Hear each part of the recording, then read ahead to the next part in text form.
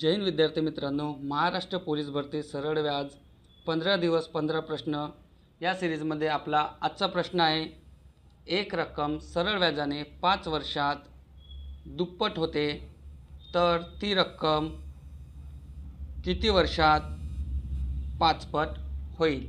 तर समजा ही एक रक्कम 5 वर्षात किती पट होत आहे, दुप्पट होत आहे।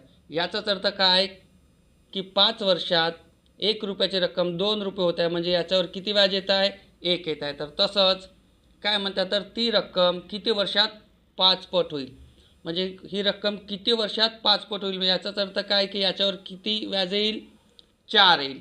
मग समजा एक व्याज किती वर्षात येत आहे, 5, तर 4 व्याज किती वर्षात येईल। मग काय तिरपा गुणाकार करायचा आहे, 4 गुणिले 5 भागिले 1 बरोबर 5 चौक 20। ऑप्शन क्रमांक डी हे आपलं उत्तर आहे। तर तुमच्यासाठी हा प्रश्न। व्हिडिओ आवडल्यास नक्की लाईक करा, शेअर करा आणि चॅनलला सबस्क्राईब करा।